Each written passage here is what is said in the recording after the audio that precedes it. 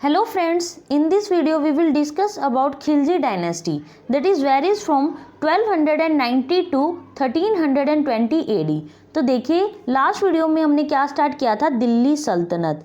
दिल्ली सल्तनत का time period कितना था, 1206 से लेकर 1526 एडी। तो देखिए इसके बाद हमने दिल्ली सल्तनत में कितनी डायनेस्टीज आई उन सबको एक क्रॉनिकल ऑर्डर में याद किया था, एक कोड बनाकर हमने याद किया था। तो कौन सा कोड था, जीके तुम्हारी सबसे लंबी। तो देखिए जी से बना था गुलाम वंश यानी कि स्लेव डायनेस्टी, के से खिलजी वंश, तुम्हारी से तुगलक डायनेस्टी, सबसे सैयद डायनेस्टी, लंबी लोधी डायनेस्टी। तो ऐसे करके हमने दिल्ली सल्तनत के सभी डायनेस्टीज को क्रॉनिकल ऑर्डर में याद कर लिया था। तो देखिए पिछली वीडियो में हमने स्लेव डायनेस्टी यानी कि गुलाम वंश, इसका टाइम पीरियड कितना था, 1206 से लेकर 1290 एडी तक, इसको पूरा पढ़ लिया था। स्लेव डायनेस्टी के फाउंडर कौन माने जाते हैं, कुतुबुद्दीन ऐबक। कौन माने जाते हैं, कुतुबुद्दीन ऐबक। और उनके जो लास्ट रूलर थे वो कौन थे, कैकुबाद। कौन थे, कैकुबाद। तो ये हमने पढ़ लिया था। अब हम पढ़ेंगे Khilji dynasty. So let's start Khilji dynasty. GK गुलाम वंश के बाद कौन सा आता है, खिलजी डायनेस्टी। तो अब हम खिलजी डायनेस्टी पढ़ेंगे 1290 से लेकर 1320 एडी। तो इसमें सबसे पहले आते हैं जलालुद्दीन खिलजी, 1290 से लेकर 1296 एडी तक।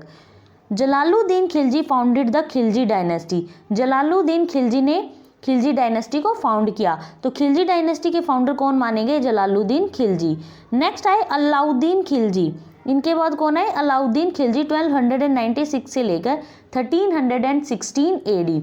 ही was a nephew and son in law of Jalaluddin Khilji. ये जलालुद्दीन खिलजी के नेफ्यू, भतीजे एंड सन इन लॉ थे, दामाद थे। Alauddin Khilji killed him. अलाउद्दीन खिलजी ने इनको मार दिया, जलालुद्दीन खिलजी को, and succeeded the throne in 1296, और सिंहासन पर बैठ गए 1296 में। He was the first Turkish sultan of Delhi who separated religion from politics. ये पहले ऐसे टर्किश सुल्तान थे दिल्ली के जिन्होंने रिलीजन को पॉलिटिक्स से अलग कर दिया, मतलब धर्म को पॉलिटिक्स से अलग कर दिया। ही प्रोक्लेम्ड, इन्होंने क्लेम किया, किंगशिप नोज नो किंगशिप। जो किंगशिप होती है, जो साम्राज्य होता है, वो नोज नो किंगशिप, वो रिश्तेदारी वगैरह को नहीं मानता। किंगशिप होती है रिश्तेदारी। अब आता है अलाउद्दीन इंपीरियलिज्म, मतलब अलाउद्दीन का जो साम्राज्य था वो कैसा था। अलाउद्दीन अनेक्स्ड गुजरात। अलाउद्दीन ने गुजरात को जीता कब, 1298 में। रणथंभोर को कब जीता, 1301 में जीतकर और अपने शासन में मिला लिया था, अनेक्स्ड कर लिया था, ठीक है। फिर मेवाड़ को 1303 में, मालवा को 1305 में, जालोर को 1311 में। In Deccan Alauddin army led by Malik Kafur defeated Ramachandra. जो डेक्कन था ना, डेक्कन में अलाउद्दीन की जो आर्मी थी वो किसके द्वारा चलाई जा रही थी, मलिक काफूर के द्वारा। जिन्होंने किसको हरा दिया, मलिक काफूर ने रामचंद्रा को। कौन थे रामचंद्रा, यादव रूलर ऑफ देवगिरी। कौन थे, यादव रूलर ऑफ देवगिरी। प्रताप रुद्र देवा कौन थे, Kakatiya ruler of Warangal. And Veer Ballal third, Hoysala ruler of द्वार समुद्रा। And Veer Pandya ruler of Madurai. तो ये इंपॉर्टेंट है, जो डेक्कन में अलाउद्दीन की आर्मी को कौन लेड कर रहा था, मलिक काफूर। उसने किस किस को हरा दिया, रामचंद्रा को, प्रताप रुद्र देवा को, वीर बल्लाल तृतीय को, एंड वीर पांड्या को। नेक्स्ट है एडमिनिस्ट्रेटिव रिफॉर्म्स। कौन कौन से एडमिनिस्ट्रेटिव रिफॉर्म्स किए गए अलाउद्दीन खिलजी के टाइम में। In order to avoid the problems created by the nobles. उन प्रॉब्लम्स को जो नोबल्स कौन थे, जो बड़े बड़े लोग थे, ठीक है, सेठ थे, जमींदार थे, उनके द्वारा जो भी प्रॉब्लम्स क्रिएट की गई थी उनको हटाने के लिए अलाउद्दीन इशूड 4 ऑर्डिनेंसेस। अलाउद्दीन ने 4 ऑर्डिनेंस इशू किए, अध्यादेश इशू किए। द फर्स्ट ऑर्डिनेंस, जो पहला ऑर्डिनेंस था वो क्या कहता है, aimed at the confiscation of the religious endowments and free grants of land.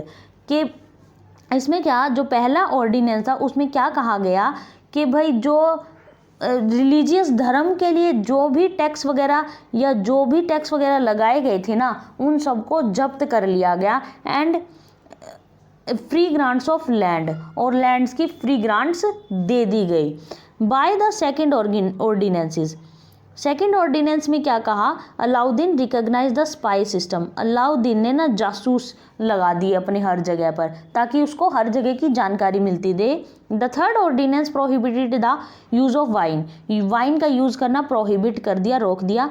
Fourth ordinance क्या कहता था, issued by Alauddin laid down that noble should not have social gatherings and they should not intermarry without his permission. जो nobles थे ना, जो बड़े बड़े लोग थे, वो सोशल गैदरिंग्स नहीं कर सकते और ना ही इंटरकास्ट मैरिज कर सकते हैं विदाउट हिज परमिशन, उसकी परमिशन के बिना। तो ये 4 ऑर्डिनेंस लगाए थे अलाउद्दीन खिलजी ने, ठीक है। तो इससे हमें क्या पता चलता है, उसने नोबल्स की जो पावर थी उनको कम कर दिया था। नेक्स्ट है, ही इंट्रोड्यूस द सिस्टम ऑफ दाग। उसने दाग के सिस्टम को इंट्रोड्यूस किया। दाग क्या होता है, the branding of horse, horse की ब्रांडिंग करना। द एंड चेहरा, descriptive roll of soldiers, soldiers का जो उसके सैनिक थे उनका डिस्क्रिप्टिव रोल, ठीक है। तो उसने कौन कौन से दाग एंड चेहरा के सिस्टम को इंट्रोड्यूस किया। नेक्स्ट है, Alauddin ordered that all land was to be measured and then the share of state was to be fixed। Alauddin ने ये ऑर्डर दिया कि जितनी भी ज़मीन है ना, उन सबको मेज़र किया जाए, मतलब उन सबको बता दिया जाए उनका कि भई ये कितनी कितनी लैंड है, और उसी के अनुसार स्टेट को ना वो रिवेन्यू या मतलब जो भी टैक्स है वो दिया जाएगा। Share of the state was to be fixed, कि भाई इतना तुम्हें हिस्सा स्टेट को देना पड़ेगा, राजा को देना पड़ेगा। The post of special officer, special officer की पोस्ट क्या कहा जाता था उसको, कॉल्ड मुस्तखा राज।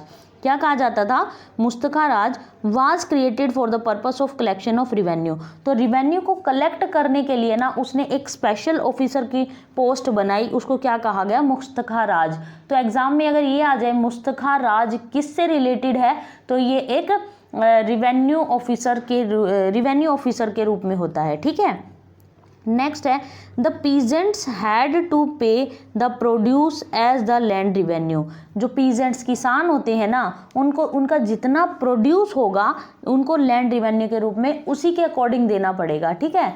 जितना प्रोड्यूस होगा ना उसी के अकॉर्डिंग देना पड़ेगा। ये नहीं है कि फिक्स नहीं है, प्रोडक्शन हो या ना हो इतना देना ही देना है। जितना प्रोड्यूस होगा, जितनी प्रोडक्शन होगी उसके अकॉर्डिंग ही लैंड रिवेन्यू उनको देना पड़ेगा। Alauddin sought to fix cost of all commodities.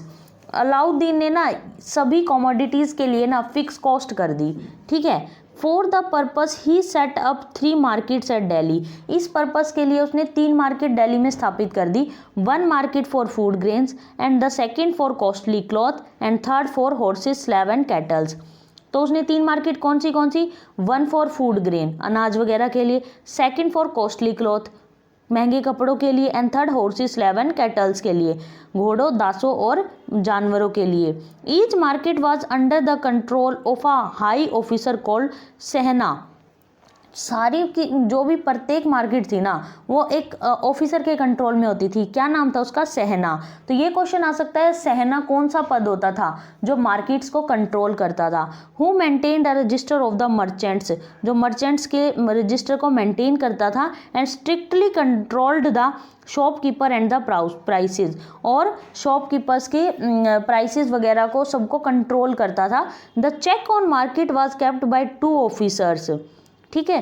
तो जो मार्केट को चेक करने का काम था ना वो 2 ऑफिसर्स पर डिपेंड था। किन पर, दीवान रियासत एंड सहनाए मंडी। तो दीवान रियासत एंड सहनाए मंडी, अलाउद्दीन खिलजी ने कौन कौन से 2 पद बनाए जो मार्केट्स को कंट्रोल करते थे, जो चेक करते थे, दीवान रियासत एंड सहनाए मंडी। नेक्स्ट आते हैं, all goods for sale were brought to an open market called सरा-ए-अदल। सारी के सारे जो गुड्स थे ना वो बेचने के लिए मार्केट में लाए जाते थे, एक ओपन मार्केट में। ये नहीं था कि कोई भी अपनी दुकानों में रख के उनसे वहाँ से बेच रहा है, सभी चीज़ों को एक ओपन मार्केट में लाया जाता था। उसको क्या कहा जाता था? सरा-ए-अदल। तो सरा-ए-अदल किसको कहा जाता था? सारी चीज़ों को बेचने के लिए कहाँ पर लाया जाता था? ओपन मार्केट में। मैनी फोर्ट्स वर बिल्ट, उन्होंने बहुत सारे किले बनवाए। And the most important of them was Alai fort, और उनमें सबसे इंपॉर्टेंट कौन सा है? अलाई किला, Alai fort. He also constructed the Alai Darwaza, इन्होंने अलाई दरवाजा भी बनवाया। अलाई दरवाजा क्या है? The entrance gate of Qutub Minar. तो एंट्रेंस गेट किसका है? कुतुब मीनार का। तो अब ये बताओ कुतुब मीनार का कंस्ट्रक्शन किसने स्टार्ट करवाया था? कुतुबुद्दीन ऐबक ने। किसकी याद में? ख्वाजा कुतुबुद्दीन बख्तियार काकी की याद में। और कुतुब मीनार को कंप्लीट किसने करवाया था? इल्तुतमिश ने। किसने? इल्तुतमिश ने। और जो कुतुब मीनार का एंट्रेंस गेट है वो किसने बनवाया था? अलाउद्दीन खिलजी ने। उसको किस नाम से जानते हैं? अलाई दरवाजा। ही also built the palace of 1000 pillar called हजार सुतुन। उन्होंने एक पैलेस भी बनवाया जिसमें 1000 पिलर्स थे। 1000 पिलर्स का एक पैलेस बनवाया, उसको क्या कहा? Hazar सुतुन।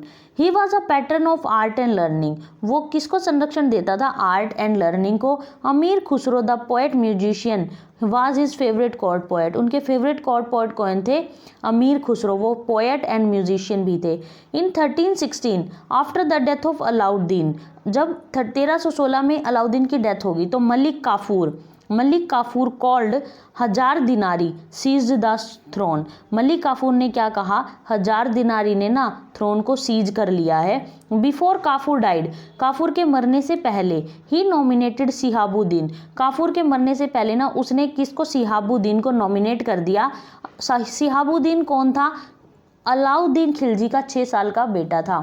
As king but imprisoned the eldest prince Mubarak Khan, जो उसका बड़ा बेटा था उसको तो उसने जेल में डाल दिया। उसका बड़ा बेटा कौन था? मुबारक खान, उसको जेल में डाल दिया। और उसका जो सिहाबुद्दीन छोटा बेटा था अलाउद्दीन का, उसको किंग बना दिया। Kafur was killed by the loyalist of the royal family of Alauddin, Kafur को मार दिया गया। जो रॉयल फैमिली के लॉयलिस्ट होते थे ना, जो लॉयल उनके पर्सन होते थे, उनके द्वारा ही काफूर को मार दिया गया। नेक्स्ट कौन आए फिर? मुबारक खान। कौन आए? Mubarak Khan. 1316 to 20 AD। After the death of Kafur, जब काफूर की डेथ हो गई उसके बाद Mubarak Khan was freed from the prison and worked as regent for Sihabuddin. तो जब काफूर की डेथ हो गई, मुबारक खान को मलिक काफूर ने क्या कर दिया था? जेल में डाल दिया था ना। तो जब काफूर की डेथ होगी तो मुबारक खान फ्री हो गए प्रिजन से, और उन्होंने किसके रूप में काम किया? Worked as regent for Sihabuddin. Sihabuddin जो किंग बना दिए थे मलिक काफूर ने, उनके रीजेंट के रूप में काम किया। He captured the throne at first opportunity, उन्होंने क्या किया? थ्रोन को ले लिया। जैसे ही उसे पहली अपॉर्चुनिटी मिली ना, उसने सिंहासन सिहाबुद्दीन से छीन लिया। He got but could rule only for a year, लेकिन कुछ ही सालों तक शासन कर सके। एज ही सैंक इनटू डेब्यूक्री, ठीक है, लेकिन डेब्यूक्री होता है वो अय्याशियों में डूब गए। वो कुछ ही सालों तक शासन करे लेकिन डिबार्चरी में वो डूब गए, अयाशी में वो डूब गए। And could not give up his dissipated lifestyle, और बाद में वो अपनी जो डिसिपेटेड अस्त व्यस्त उसकी लाइफ थी उसको संभाल नहीं सके। He awarded his lover Mubarak Hasan, उनका लवर था Mubarak Hasan, authority over army, उसको आर्मी की अथॉरिटी दे दी। एंड पैलेस गार्ड, और गार्ड बना दिया पैलेस का। Who soon obtained full control over sultan's palace, और उसने क्या किया? मुबारक हसन ने सुल्तान के जो पूरे पैलेस पर अपना अधिकार कर लिया, क्योंकि इसने मुबारक खान ने सब कुछ उसके हाथों में सौंप दिया था। Mubarak Hasan was given the title Khusro Khan, Mubarak Hasan को ही खुसरो खां का टाइटल दिया गया। किसके द्वारा? सुल्तान के द्वारा। And within months Khusro killed Mubarak Khan, और कुछ ही समय में खुसरो खान ने मुबारक खान को मार दिया। And assume the title of Nasiruddin in mid, और बाद में किसका टाइटल ले लिया? नसीरुद्दीन इन मिड का। ठीक है, तो मुबारक खान का जो लवर था उसने ही मुबारक खान को मार दिया, खुसरो खान ने। नेक्स्ट खुसरो खां फिर शासन बन गए। खुसरो खां 1320 में। Khusro Khan was killed by Ghazi Malik. Khusro Khan को किसने मार दिया? फिर गाजी मलिक ने, गवर्नर ऑफ दीपालपुर। गाजी मलिक कौन थे? Governor of Dipalpur. When he tried to oppose a rebellion by Ghazi Malik, जब उसने किसका अपोज किया? जो गाजी मलिक ने एक अटैक किया था उसके खिलाफ जब वो लड़ रहे थे तो खुसरो खां को मार दिया। And his son Fakhruddin Jauna, और उसके बेटे फखरुद्दीन जोना को भी मार दिया। This brought the end of Khilji dynasty, इसके साथ ही खिलजी डायनेस्टी का एंड हो गया। And established the Tughlaq dynasty of the throne on the throne of Delhi, और इस प्रकार तुगलक डायनेस्टी स्थापित हो गई दिल्ली सल्तनत पर। ठीक है, इसके बाद हम पढ़ेंगे तुगलक डायनेस्टी। इसके बाद तुगलक डायनेस्टी आ जाती है तो हम वो नेक्स्ट वीडियो में पढ़ेंगे। तो देखिए एक बार हम देख लेते हैं खिलजी डायनेस्टी में कौन कौन से शासक हुए। खिलजी डायनेस्टी के फाउंडर कौन माने जाते हैं? फाउंडर माने जाते हैं जलालुद्दीन खिलजी। कौन माने जाते हैं? जलालुद्दीन खिलजी। इसके बाद कौन आए? अलाउद्दीन खिलजी। अलाउद्दीन खिलजी ने बहुत ज़्यादा काम किया खिलजी डायनेस्टी के लिए। उसके बाद मुबारक खान। कौन आते हैं? मुबारक खान। मुबारक खान। उसके बाद मुबारक खान के बाद आते हैं खुसरो खां। कौन आते हैं? खुसरो खां। तो ये कुछ इंपॉर्टेंट किंग्स हुए इसके खिलजी डायनेस्टी के। इसके बाद हम पढ़ेंगे तुगलक डायनेस्टी। ठीक है।